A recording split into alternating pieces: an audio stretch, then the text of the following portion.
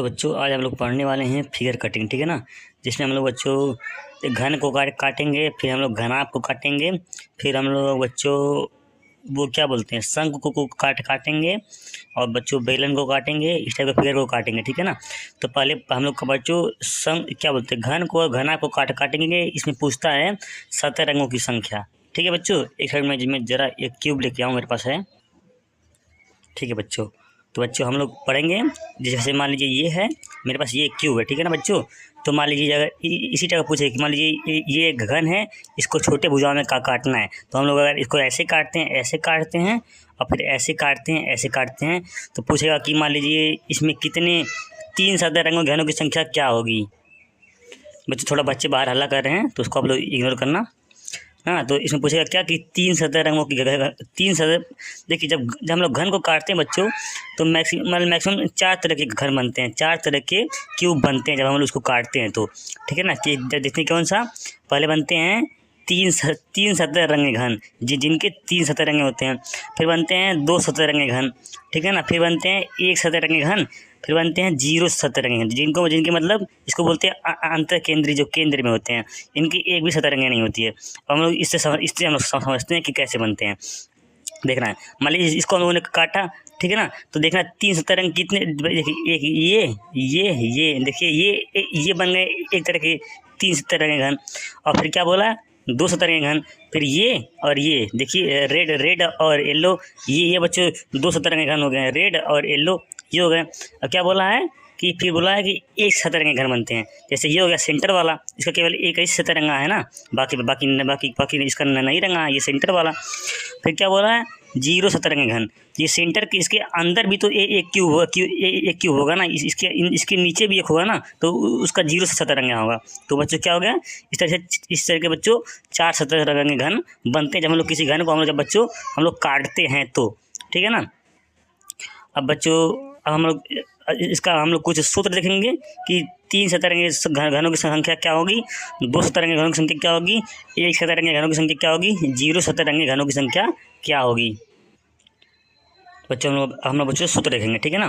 कि 3 सतरंगी, आपको ये हमेशा ध्यान रखना है कि जब हम लोग किसी घन को काटेंगे, हम लोग किसी क्यूब को काटेंगे, तो हमेशा 3 सतरंगों की संख्या मतलब हमेशा 8 होगी। जब कहीं हमेशा ये घन इसको काटेंगे हम लोग, तो हमेशा 3 सतह रंगों की संख्या 8 होगी। हमेशा जब किसी घन को काटा जाता है तो 3 सतह रंगे घनों की संख्या हमेशा 8 होती है। हम लोग देखते हैं कैसे। देखिए एक ये हो गया, इसका 3 सतह रंगा है, क्या रेड ब्लू येलो, और इसका भी 3 सतह रंगा है, ये इसका भी 3 सतह रंगा है, ये इसका भी 3, ये और इसी तरह इसका विपरीत यहाँ भी है, ये 3 सतह, ये 3 सतह, ये 3 सतह, ये 3 सतह, इस तरीके से 8 हो गया ना। तो बच्चों जब हम लोग किसी घन को काटते हैं तो हमेशा दिमाग में रखना है कि हमेशा 3 सतह रंगे घनों की संख्या हमेशा 8 होगी। या फिर एग्जाम में पूछेगा जब हम लोग किसी घन को काटते हैं तो 3 सतह रंगे घनों की संख्या क्या होगी, ऐसे पूछेगा, ठीक है ना बच्चों।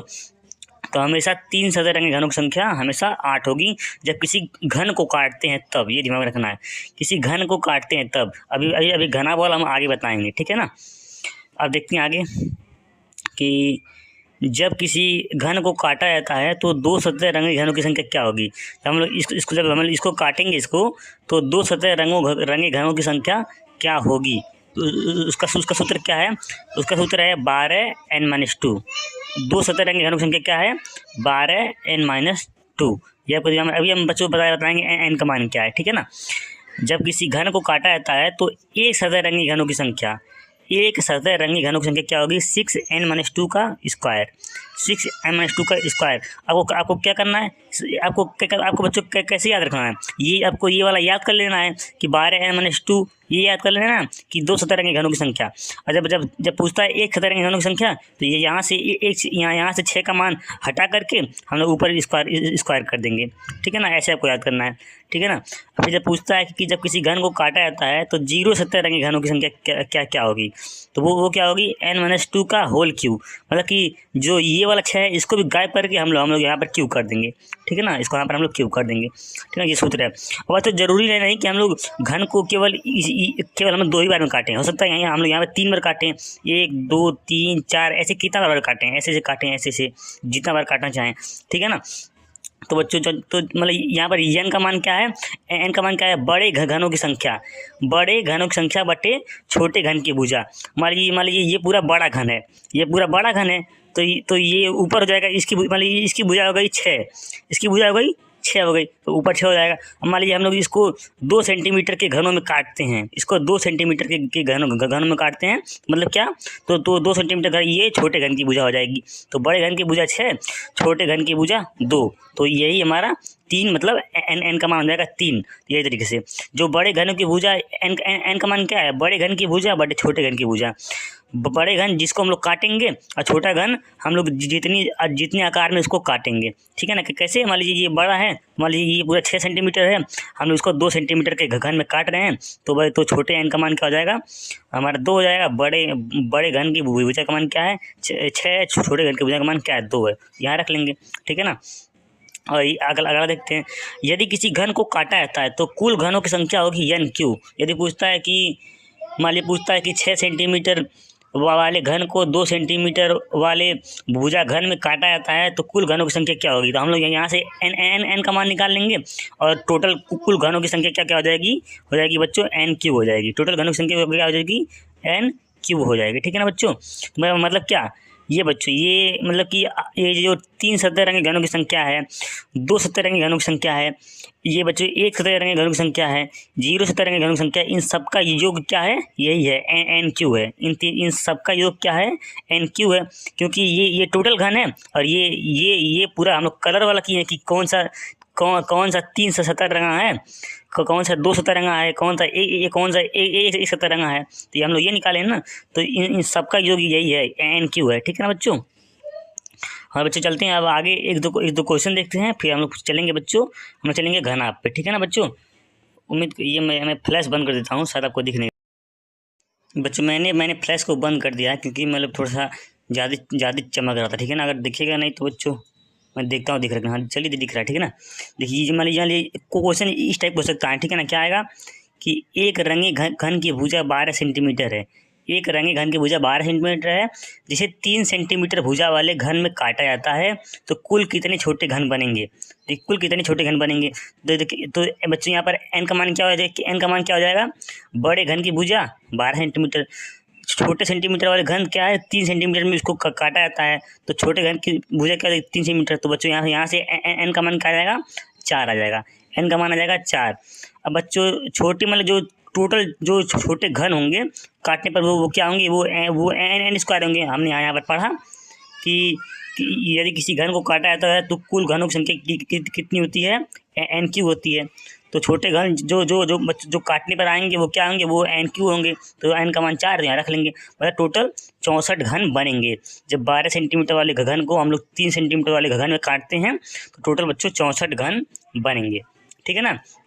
हम आगे देखते हैं कि यदि मतलब एक रंगे क्यूब की भुजा 14 सेंटीमीटर है, जिसे 2 सेंटीमीटर के भुजा वाले घन में काटा जाता है तो छोटे क्यूब की संख्या क्या होगी जिसमें एक सतह रंगी हो, ये पूछा है, ठीक है बच्चों ना।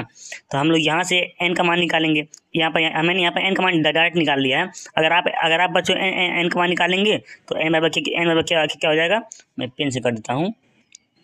तो बच्चों एन बराबर क्या हो जाएगा, एन बराबर हो जाएगा यहाँ एन हो जाएगा 14/2, तो काटेंगे तो एन का मान 7 आएगा, एन का मान 7, क्योंकि बड़े घन की भुजा क्या है 14 है, छोटे घन की भुजा 2 है, तो एन का मान आएगा 7। अब बच्चों एक सतरंगी घनों की संख्या क्या है, एक सतरंगी घनों की संख्या का सूत्र क्या हमने यहाँ पर पढ़ा कि एक सतरंगी घनों की संख्या का सूत्र क्या है 6m-2 का स्क्वायर।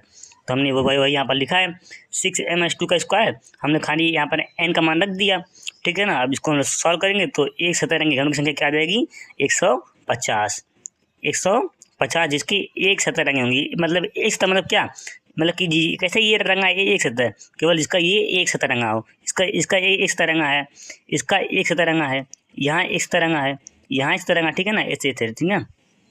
तो वैसे जब इसको काटेंगे तो वैसे 150 घन आएंगे जिसका केवल एक सतरंगा होगा, ठीक है ना। आगे देखते हैं कि एक रंगे हुए घन को कुल 216 घनों में काटा जाता है तो कुल कितने घन रंगहीन बनेंगे जिनका कोई मतलब सरफेस रंगा नहीं, मतलब 0 से 70 रंगे घन हमको 0 से 70 रंगे घन हमको ज्ञात करना, ठीक है ना। तो बच्चों यहाँ पर क्या दिया, यहाँ पर बच्चों एन क्यू का मान दे दिया है, कुल घनों की संख्या का मान दे दिया है। तो कुल छोटे घनों की संख्या का सूत्र क्या होता है एन क्यू बराबर, तो एन क्यू का मान दिया तो 16, तो यहाँ से एन का मान आ जाएगा 6, क्योंकि ये 6 का क्यू है, ठीक है। तो एन का मान आ जाएगा 6। अतः रंगहीन घनों की संख्या, रंगहीन मतलब क्या, जिनका एक भी सतह नहीं रंगा है, मतलब 0 सतह रंगे घनों की संख्या। रंगहीन मतलब बच्चों वही चीज़ हुआ जिसका एक भी सतह नहीं रंगा हुआ है। तो उसका सूत्र क्या होता है कि जिसका एक भी सतह नहीं रंगा है n-2 का होल क्यू। तो हमने यहाँ रखा n-2 का होल क्यू। तो बच्चों n का मान क्या है 6, तो 6 मान रखेंगे हम लोग, तो आ जाएगा क्या 64। तो ऐसे 64 क्यूब बनेंगे जिनका एक भी सतह रंगा नहीं होगा, ठीक है ना। आगे देखते हैं, एक रंगे घन को 125 छोटे घन में काटा जाता है, तो ऐसे कुल कितने घन बनेंगे जिनकी कम से कम 2 सतह रंगी होगी, जिनकी कम से कम 2 सतह रंगी होंगी, ठीक है ना। बच्चों को दिख रहा है ना, ठीक है ना। तो यहाँ पर बच्चों दे दिया है, यहाँ पर दिया है एन क्यू का मान दिया 125, तो एन का मान आ गया 5। और क्या बोला, जिनकी 2 सतह रंगी हो। तो बच्चों 2 सतह रंगी घनों की संख्या का सूत्र क्या है 12n-2। तो यहाँ से हम लोग बच्चों एन का मान रखेंगे, तो 2 सतह रंगी घनों का मान क्या जाएगा 36, ठीक है ना। और किसी भी घन को काटने पर 3 सतह रंगे घन हमेशा बनते हैं 8। अब आपको ध्यान देना है, जब बोलेगा कम से कम, क्या ये देखना है यहाँ पर क्या बोला है, कम से कम 2 सतह रंगे घन। जब केवल बोलता है, जब सिंपल बोलेगा कि मतलब कि 2 सतह रंगे घनों की संख्या का सूत्र क्या है, मतलब 2 सतह रंगे घन कितने होंगे, तो सिंपल सूत्र में रख के हम लोग निकाल देंगे। पर जो कम से कम 2 सतह रंगे घन क्या होंगे, ठीक है ना। तो उसमें बच्चों जो 3 सतह रंगे घन है वो भी काउंट होगा, उसमें 3 सतह जो रंगे घन है वो भी काउंट होगा। क्योंकि बच्चों कैसे मान लीजिए, मैंने आपको दिया, मान लीजिए राम और श्याम हैं, ठीक है ना। इसके पास 5 रुपये, इसके पास 4 रुपये हैं, ठीक है ना। तो अगर मैं बोलता हूँ कि किसके पास मैं अगर ये बोलता हूँ कि कितने लोगों के पास कम से कम 4 रुपये है, मगर मैं ये बोलता हूँ कि कितने लोगों के पास कम से कम 4 रुपये हैं, तो कितने लोगों के पास है कम से कम 4 रुपये, दोनों लोगों के पास ना कम से कम 4 रुपये हैं, इसके पास भी 4 है, इसके पास भी 4 है, ठीक है ना। पर जब मैं ये बोलूँगा कि कितने लोगों के पास 4 रुपये है, केवल इसके पास 4 रुपये है, इसके पास तो 5 है। पर जब ये बोलूँगा कि कितने लोगों के पास कम से कम 5 रुपये है, तो कम से कम 5 रुपये, तो कितने लोगों के पास कम से कम 4 रुपये है, तो कम से कम 4 रुपये इसके पास भी है, कम से कम 4 रुपये इसके पास भी है, ठीक है ना। यहाँ पर वही चीज़ है, ठीक है बच्चों ना, कि जब 2 लोग, मैंने इसको 5 दिया, इसको 4 दिया है, जब बोलूँगा कि कितने लोगों के पास कम से कम 4 रुपये है, तो 4 रुपये इसके पास भी है और 4 रुपये इसके पास भी है, कम से कम 4 रुपये, क्योंकि कम से कम तो है ही, ठीक है ना। पर जब बोलूँगा कि कितने लोगों के पास 4 रुपये है, तो केवल इसके पास 4 रुपये है, इसके पास 5 है, ठीक है, तो केवल 1 है। वैसे यहाँ पर बोला है कितने लोगों के पास मतलब कितना कम से कम 2 सतह रंगे हुए हैं, तो कम से कम 2 सतह रंगे घन हम लोग निकाल लेंगे। पर जो 3 सतह रंगे घन है बच्चों, कैसे, मतलब जो 3 सतह रंगे, मतलब ये 3 सतह रंगे, ये ग्रीन, रेड, वाइट, ये 3 सतह रंगे घन हो। तो इसमें बच्चों 2 सतह रंगे घन है, इसमें तो 2 सतह रंगे घन भी आ गया ना, कि मतलब इसमें 2 सतह भी रंगा घन है, तो ये भी काउंट रहेगा कम से कम। जैसे यहाँ पर कम से कम किया तो 5 भी काउंट हो गया था, उसी तरीके से, ठीक है ना। तो बच्चों जब कम से कम बोलेगा कि कम से कम कितनी मतलब 2 सतह रंगे घन हैं, तो पहले हम लोग 2 सतह घन निकाल लेंगे, फिर हम लोग उसमें बच्चों उसमें जो 3 सतह रंगे घन है 8 हैं, हम लोग उसको भी काउंट कर लेंगे, ठीक है बच्चों ना। तुम्हारा आंसर 44 आएगा, ठीक है बच्चों। तो इस टाइप के प्रश्न को ऐसे करना। अभी इसके हम सूत्र आपको आगे बताते हैं, ठीक है ना। जैसे आगे दिखाते हैं आपको हम कैसे क्या है। देखिए, अगर बोलता है कि जब मान लीजिए जब किसी घन को काटा है, तो कम से कम 1 सतह रंगे घन क्या होंगे, कम से कम जिसका 1 सतह रंगा हो, ठीक है ना। तो उसमें बच्चों कौन कौन से आ जाएंगे, देखिए उसमें 3 सतह रंगे घन भी आ जाएंगे, उसमें 2 सतह रंगे घन भी आ जाएंगे, ठीक है ना।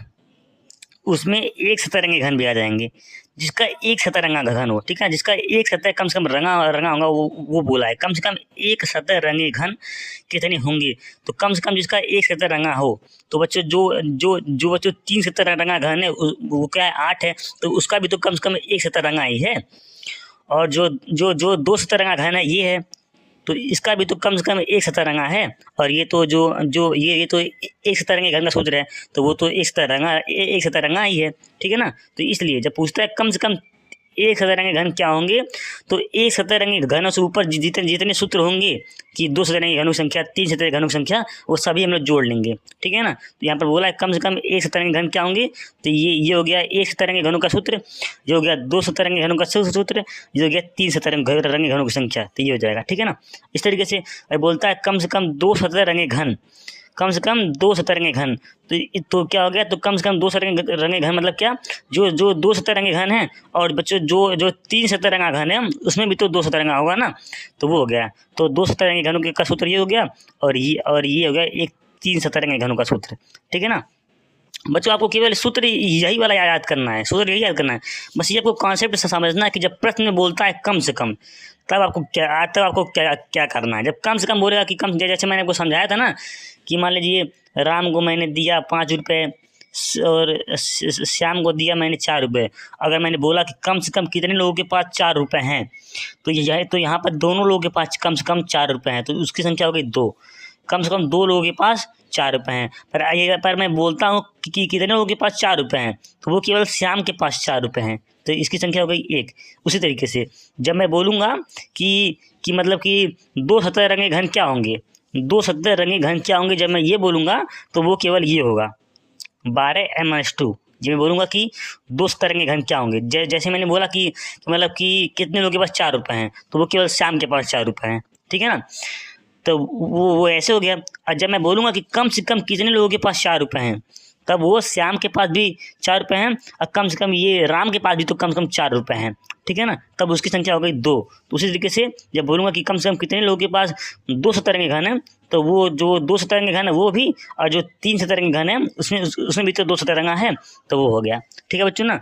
इस तरीके से कम 3 सतरंगी घन ये हमेशा 8 होंगे, कम से कम 3 सतरंगी घन ये हमेशा 8 होंगे, क्योंकि बच्चों जो 2 है वो तो 3 लगा नहीं है, तो ये जो 3 सतरंगी घन होंगे ये हमेशा 8 ही होंगे, ठीक है ना।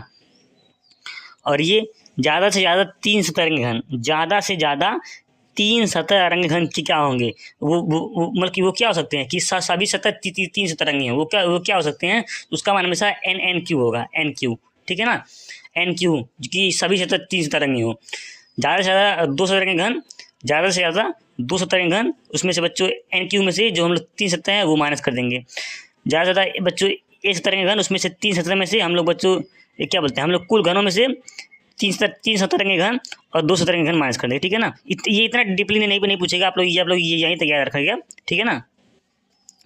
अब बच्चों हम लोग आगे कुछ और सूत्र करने वाले हैं, ठीक है। सूत्र नहीं मतलब कुछ क्वेश्चन। चलिए बच्चों हम देखते हैं अगला कुछ क्वेश्चन। बच्चों अगर मैं लगता है बोलता हूँ ना, मेरी आवाज़ कहीं मतलब कि थोड़ा बहुत मतलब फंसने लगती है ना, तो अगर कुछ आपको समझ में नहीं आता है तो आपको पूछना, ठीक है ना। आपको मतलब पूछ लेना बाद में कि यहाँ पर कैसे बोले हैं, यहाँ पर क्या मतलब क्या बोल रहे थे कि ये समझ में नहीं आया, ये सूत्र क्या है, कुछ भी दिक्कत हो आपको पूछ लेना, ठीक है ना बच्चों। हम देखते हैं आगे, देखते हैं हम लोग क्वेश्चन, ठीक है ना।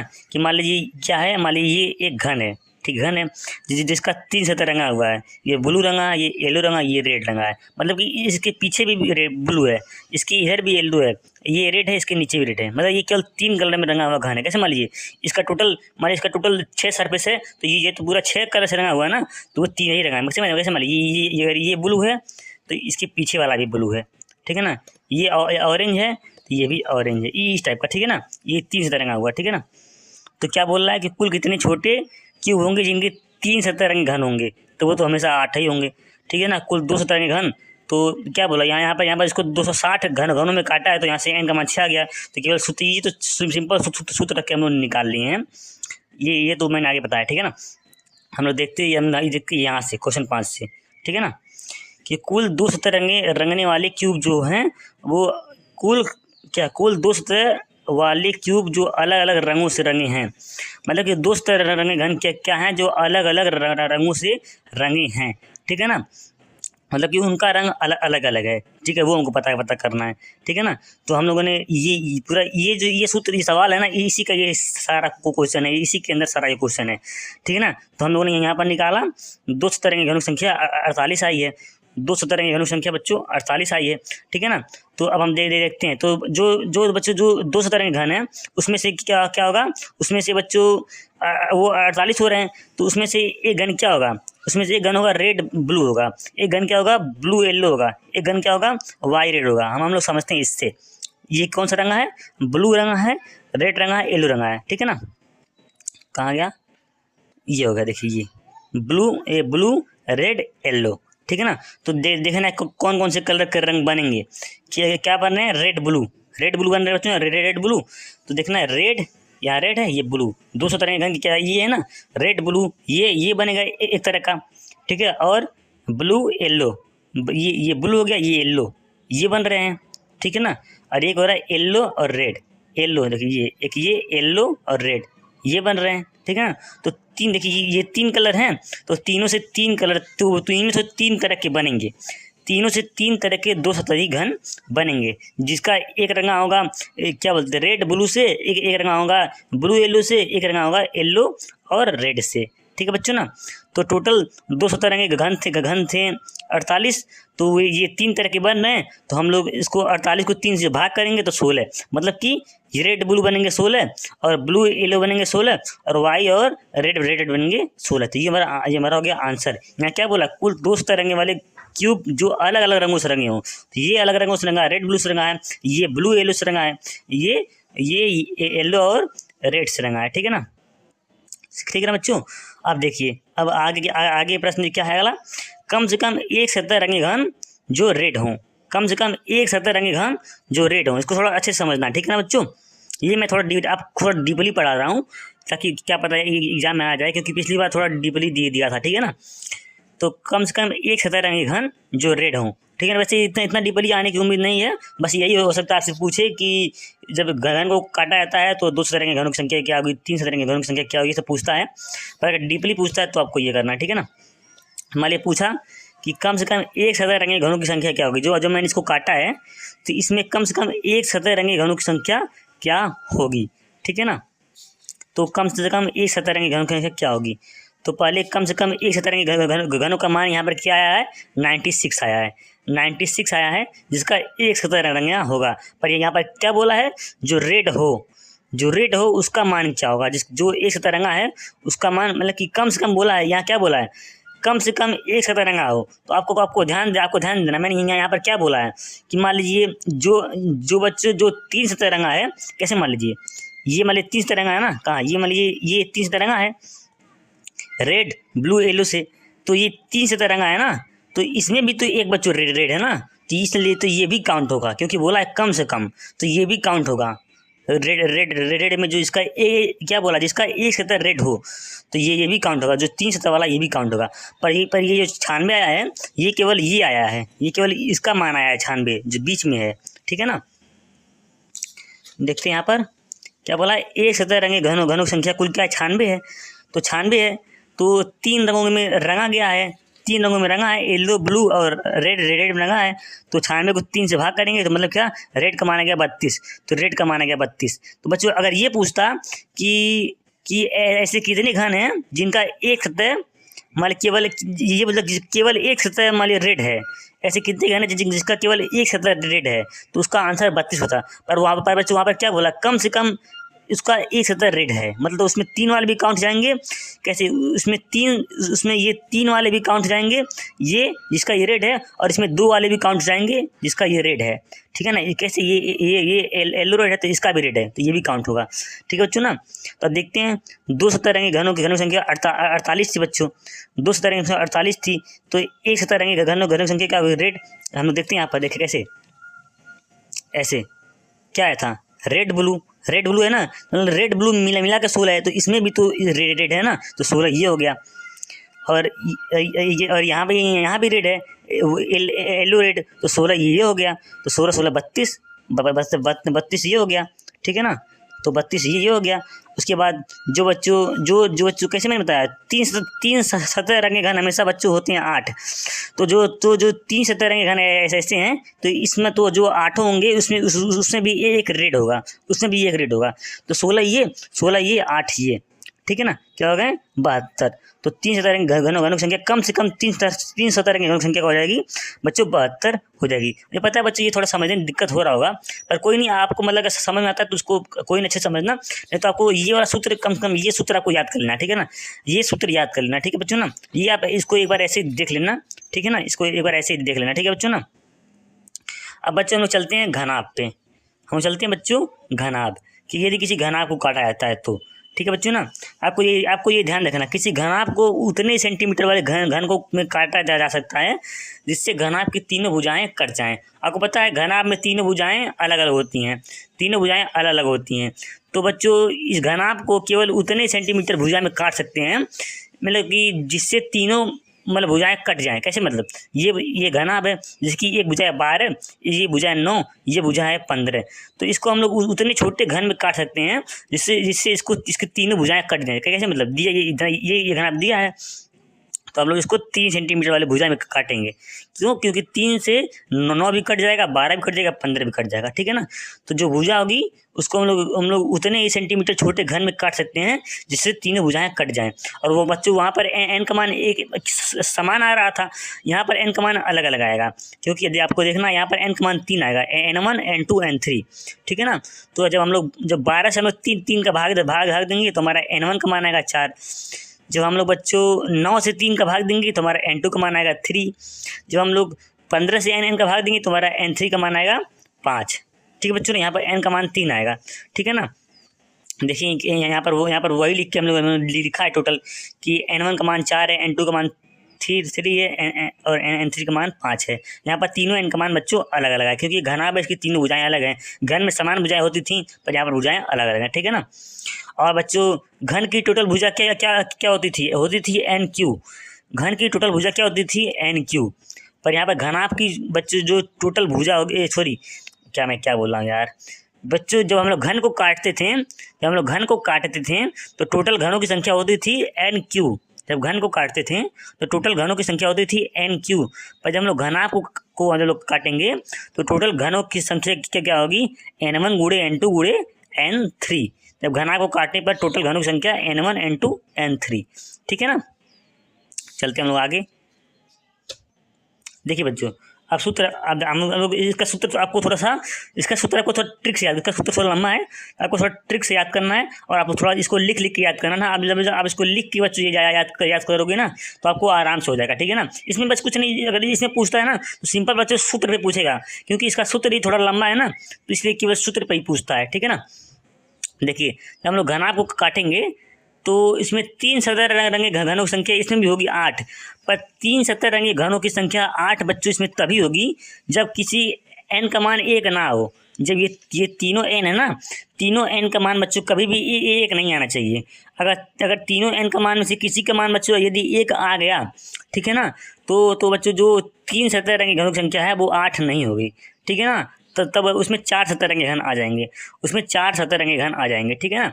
पर यदि तीनों घन का मान यदि तीनों n का मान यदि 1 से ऊपर है तो उसमें हमेशा 3 सतरंगी घनों की संख्या 8 होगी, ठीक है ना। और जैसे ही इसमें से बच्चों किसी का मान 1 हुआ, N1 N2 और N3 में से किसी का मान बच्चों 1 हुआ तो बच्चों 3 सतरंगी घन तो रहेंगे ही, पर वो 8 नहीं रहेंगे, ठीक है ना। उनकी संख्या आगे पीछे हो जाएगी।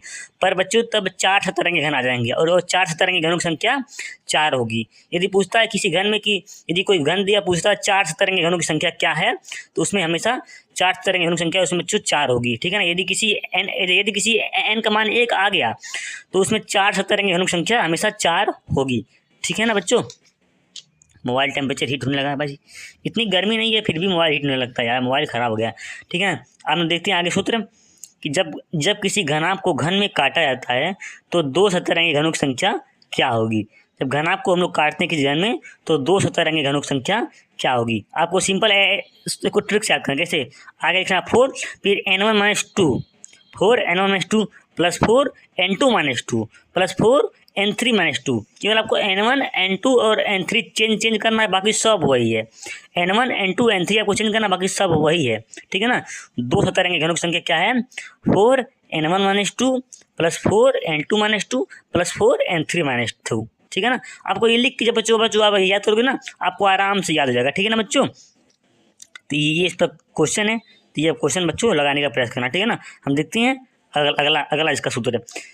जब किसी घन को काटा जाता है घन में तो जब किसी घनाभ को काटा जाता है घन में तो 1 सतरंगी घनों की संख्या क्या होगी। इसको भी बच्चों आपको ट्रिक से याद करना है, ट्रिक से आप याद करोगे आराम से। अब आपको पता होगा कि AB, जब नहीं हम कोई सूत्र लिखते हैं तो लिखते हैं AB प्लस BC प्लस सी ए। आपको ये याद रखना है तो आप आराम से ये कर लोगे। कैसे? ए बी फिर बी सी फिर सी ए, ये आपको याद रखना है। यहाँ पर भी वैसे ही किया है।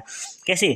2n1 - 2 फिर n2 - 2, सॉरी ना क्या बोला, 2n1 - 2 और n2 - 2 फिर +2 फिर n2 - 2 फिर n3 - 2 +2 n3 - 2 n1 - 2। क्या हो गया? ए बी बी ए, ये भी है ना, ए बी बी ए। अगर बात फिर सॉरी मैं क्या बोल रहा हूँ यार, ए बी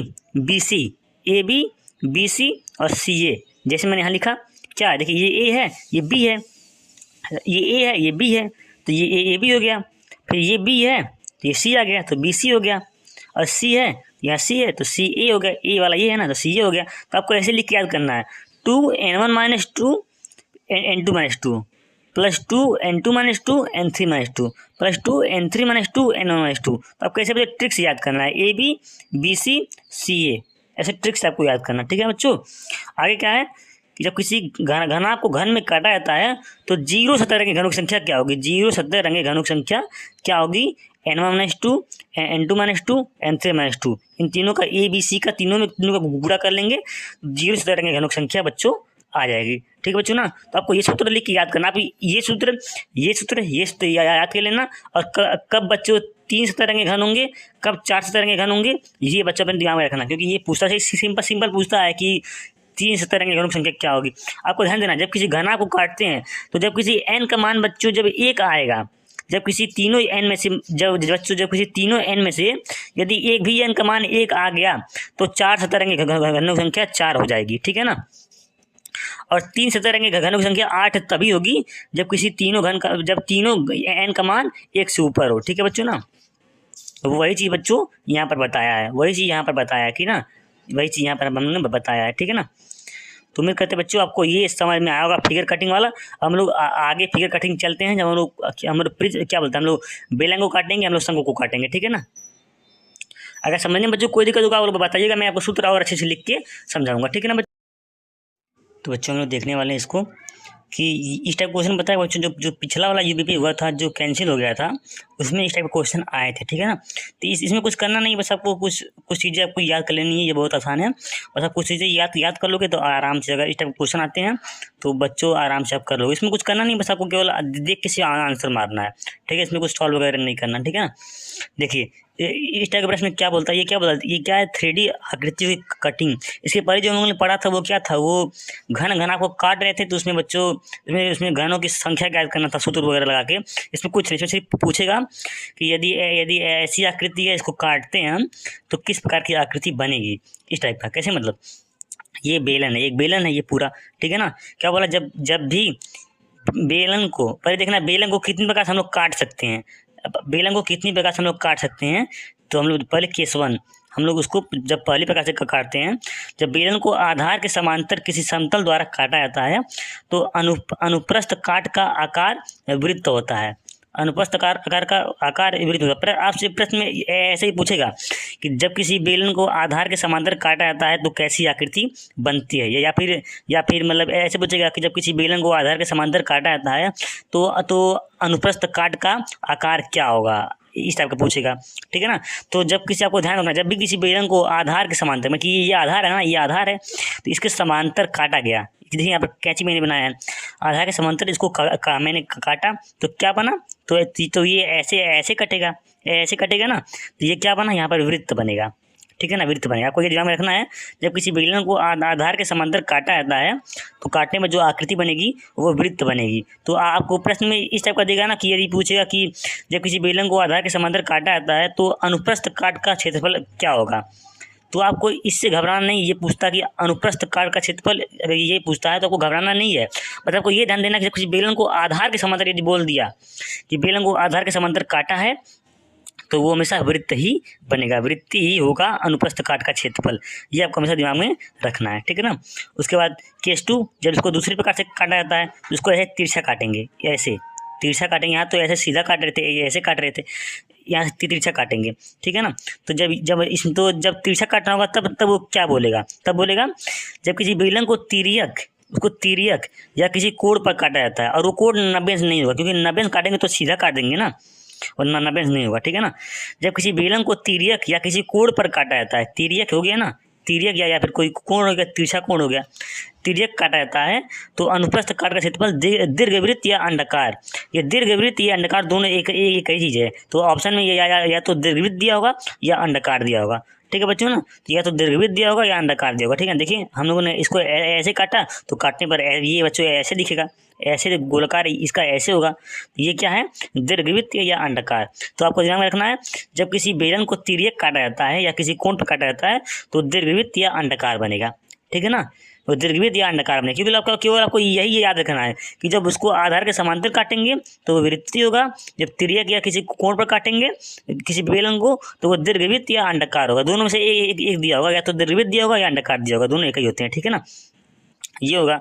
अब केस 3, उसको तीसरे केस में कैसे काट सकते हैं, उसको सीधा काट सकते हैं, पूरा खड़ा खड़ा काट सकते हैं ऐसे। इसको हम लोग 90 अंश भी बोलते हैं, ठीक है ना। इसको 90 अंश भी बोलते हैं कि 90 अंश में काटना जाए। क्या बोला, जब कोण पर काटेंगे तो 90 अंश में नहीं काट सकते, क्या ये ना, ये मैंने यही बोला है। जब कोण पर काटेंगे हम उसको तिर्यक तो 90 अंश नहीं होगा, क्योंकि जब हम 90 अंश उनको काट देंगे तो सीधा कट जाएगा, तो वो सीधा कट जाएगा तो वो दीर्घवृत्त नहीं होगा, ठीक है ना। 90 अंश काटे मतलब सीधा कटेगा। तो जब 90 अंश कटेगा या ऊंचाई के समांतर बोलता है, या तो बोलेगा 90 अंश पे काट रहे हैं या ऊंचाई के समांतर, ऊंचाई है ना तो उसके समांतर हम लोग काट रहे हैं, ऊंचाई के समांतर या 90 अंश पे काटते हैं, तब दीर्घवृत्त या अंडाकार नहीं बनेगा, तब वो आयत बनेगा, तब वो ये आयत बनेगा ऐसे, तब ये आयत बनेगा, ये बनेगा। ये पीछे इसका ऐसे है, ये यहाँ पर ऐसे होगा, ठीक है ना, ये ऐसे, तो ये आयत बनेगा, आयत, ठीक है। जब इसको पूरा खड़ा कर किसी बेलन को काटेंगे सीधे हम लोग लंबाई की मतलब ये ऊंचाई के समांतर या लंबाई के समांतर या 90 अंश पे काटते हैं तो क्या बनेगा, वो आयत बनेगा, ठीक है ना, आयत, ठीक है ना। इसे आधार के लंबवत भी कहते हैं। ये मैं यही बोल रहा था, ये बोल दिया इसका आधार क्या है, आधार ये है, आधार ये है, ये आधार है, इसके लंबवत ऐसे ऐसे काटते हैं, ठीक है ना। या भाई बोल दे ऊंचाई के समांतर काटते हैं, या बोल दे 90 अंश में काटते हैं तो आयत बनेगा, ठीक है बच्चों ना। तो हम लोग बेलन को 3 तरह से काट सकते हैं, ये आपको दिमाग में रखना है, और क्या बनेगा ये आपको याद कर लेना लिख के, ठीक है ना बच्चों ना। इस टाइप क्वेश्चन आएंगे तो बच्चों को दिक्कत करते हैं, क्योंकि जब पहली बार आते हैं ना तो बच्चों को समझ में नहीं आ रहे थे, मेरे में भी आए थे, मैं नहीं कर पाया था, ठीक है। अब देखते हैं, अब हम बच्चों शंकु को काटते हैं, हम लोग शंकु को काटते हैं। तो शंकु के केस में भी शंकु को 4 तरीके से काट सकते हैं, 4 तरह से, ठीक है ना। पहले काटेंगे आधार के समांतर। जब शंकु को हम लोग आधार के समांतर काटेंगे ऐसे, तो ये ऐसे बनेगा, तो ये वृत्त बनेगा, ठीक है ना। तो ये बच्चों ये वृत्त बनेगा, ऐसे हम लोग इसको काटे हैं तो ये वृत्त बना है, ठीक है ना। आधार के समांतर काटने पर वृत्त बनेगा। अब देखना तिर्यक या किसी कोण पर 90 अंश के कोण को छोड़ करके, ठीक है ना, क्योंकि 90 अंश काटेंगे तो ये पूरा खड़ा पूरा सीधा कट जाएगा ना, लंबाई के समांतर कट जाएगा जब 90 अंश में काटेंगे तो, ठीक है ना। इसीलिए 90 अंश को छोड़ करके, यदि मान लीजिए बोला कि यदि किसी शंकु को हम लोग 45 अंश पे काटते हैं तभी तिर्यक समझ लीजिए वो है, बोल दिया कि 70 अंश पे काटते हैं तभी तिर्यक है, बोल दिया 80 अंश पे काटते हैं तभी तिर्यक है। पर 90 अंश छोड़ के बाकी कोई भी कोण बोल दे, या तो तिर्यक बोल दे या कोई भी कोण बोल दे, तो वो यही ऐसे ही कटेगा, ठीक है ना। तो जब किसी शंकु को तिर्यक या किसी कोण पर काटते हैं तो अनुप्रस्थ काट का जो दीर्घवृत्त या अंडाकार जो इसमें हुआ था दीर्घवृत्त अंडाकार, तिर्यक या कोण पर काटने पर बेलन में वही सेम चीज इसमें शंकु में भी होगा, दीर्घवृत्त या अंडाकार बनेगा अनुप्रस्थ काट का क्षेत्रफल, ठीक है ना, दीर्घवृत्त अंडाकार। और तीसरा केस क्या है इसका, जब किसी शंकु को आधार के तिर्यक ऊंचाई के समांतर, अब ध्यान देना आधार भी है, जब बोल दिया आधार और तिर्यक ऊंचाई, मतलब कि काटने पर उसका आधार भी आ रहा है और तिर्यक भी है। यहाँ पर इसका आधार नहीं आ रहा था ना, ऐसे बीच से कट रहा था, ठीक है ना। यहाँ बोल दिया आधार के तिर्यक ऊंचाई के समांतर, आपको शब्दों का ध्यान देना है, क्या बोला है, आधार के तिर्यक ऊंचाई के समांतर, तो इसमें आधार भी आ गया, मतलब इसका आधार भी कट रहा है और तिर्यक भी है, इसका आधार भी कट रहा है और तिर्यक भी है। तो शंकु को आधार की तिर्यक ऊंचाई के समांतर काटा जाता है तो अनुप्रस्थ काट का क्षेत्रफल परवलय बनता है। क्या बनता है, परवलय। ये परवलय का आकार है तो परवलय बनता है, ऐसे बन रहा है परवलय, ठीक है ना। आपको ध्यान देना, जब बोलता है आधार की तिर्यक ऊंचाई के समांतर, जब ये आपको ऐसे दिमाग में आपको अपने इमेजिंग करना है, बोल दिया आधार तो उसमें आधार आ जाएगा, फिर बोला तिर्यक ऊंचाई, मतलब कि तिर्यक भी, रेखा तिर्यक भी है, ठीक है ना, ठीक है ना, आधार ऊंचाई के तिर्यक की ऊंचाई के समांतर, तो ऐसे तिर्यक काटेंगे तो ये ऐसे कटेगा, तो ये परवलय है। इसका चौथा केस क्या बनता है, शंकु को ऊंचाई की समांतर मतलब सीधे काट रहे हैं ऐसे, चाहे ऐसे इसको सीधे काट रहे हैं ऐसे। शंकु को हम लोग 5 तरीके से काट सकते, 4 नहीं, एक यहाँ एक यहाँ बगल से काट रहे हैं ऐसे ना, ऐसे काटेंगे तो ये क्या बनेगा, ये बनेगा अति परवलय। शंकु को ऊंचाई के समांतर काटते हैं तो अनुप्रस्थ काट का क्षेत्रफल अति परवलय बनता है, अति परवलय। शंकु को ऊंचाई के समांतर, ठीक है ना, ऐसे ऐसे ये ऐसे कटेगा, ये बनेगा अति परवलय। और जब 5वां किस्म बोलता है शंकु को ऊंचाई के समांतर बिल्कुल मध्य से काटते हैं, जब बोलेगा बिल्कुल मध्य से काटते हैं तब आपको बच्चों मध्य से काटना है, आपको तब मध्य से काटना है। जब बोलेगा बिल्कुल मध्य से काटते हैं तब मध्य से काटना है, और तब क्या बनेगा, तब बनेगा त्रिभुज, तब बनेगा त्रिभुज, ठीक है बच्चा। तो शंकु को काटने पर 5 तरह के केस बनते हैं। एक बच्चे ऐसे बीच से काटेंगे तो बच्चे बनेगा वृत्त, एक बच्चे तिर्यक या किसी कोण पर काटेंगे तो बनेगा दीर्घवृत्त या अंडाकार। एक जब उसको बच्चों आधार के तिर्यक काटेंगे, आधार के तिर्यक काटेंगे तो बनेगा परवलय, आधार के तिर्यक काटने में क्या बनेगा, परवलय।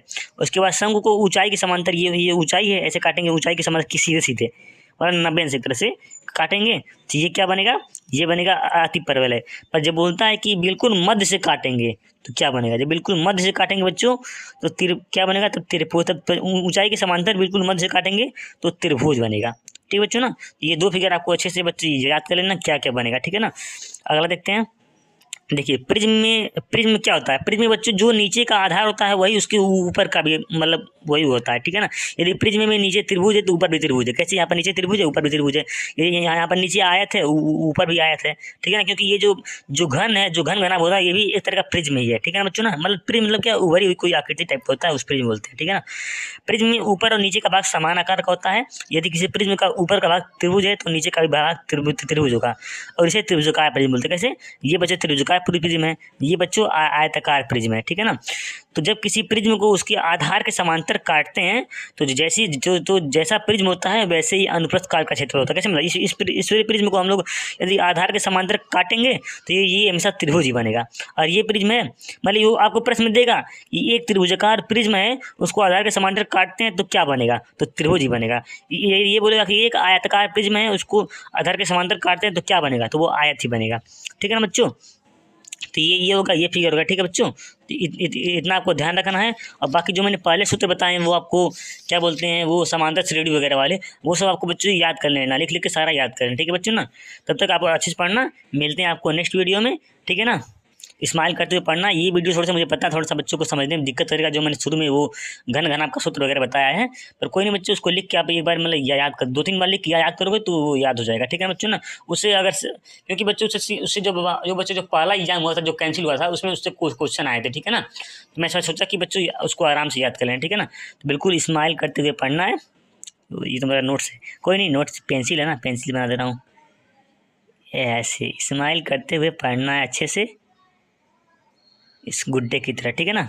इसका नाम है बोबो डूडू, इसका नाम बोबो, ठीक है ना। तो अच्छे से स्माइल करते हुए पढ़ना है, ठीक है बच्चों। तब तक के लिए बाय, मिलते हैं नेक्स्ट। सॉरी यार बच्चों, मैं ना ये पिरामिड का ये बताना भूल गया, ठीक है ना। यहाँ पर हम लोग क्या, यहाँ पर प्रिज्म काट रहे थे और यहाँ पर पिरामिड है, ठीक है ना।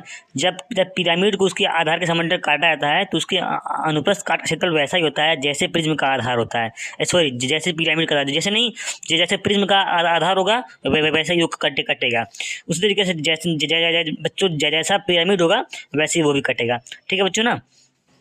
तो वो भी वैसा ही कटेगा। यदि आयताकार पिरामिड है तो आयताकार, त्रिभुजाकार पिरामिड है तो बच्चों त्रिभुजाकार, ठीक है ना। पर जब प्रिज्म को उसकी ऊंचाई के समांतर काटते हैं हमेशा त्रिभुज बनेगा, ठीक है ना। ऊंचाई के समांतर प्रिज्म काटते हैं तो त्रिभुज बनेगा। कैसे मतलब, अगर ये है इसको काटेंगे तो बच्चों ये इसको काटेंगे तो त्रिभुज बनेगा, ठीक है ना। इसको काटेंगे तो आयत बनेगा, ठीक है ना। ये सिंपल है, ये बताना भूल गया था क्योंकि ये इधर पेज भी था। तब तक के लिए बच्चों बाय, मिलते हैं बच्चों नेक्स्ट वीडियो में, ठीक है ना। बाय।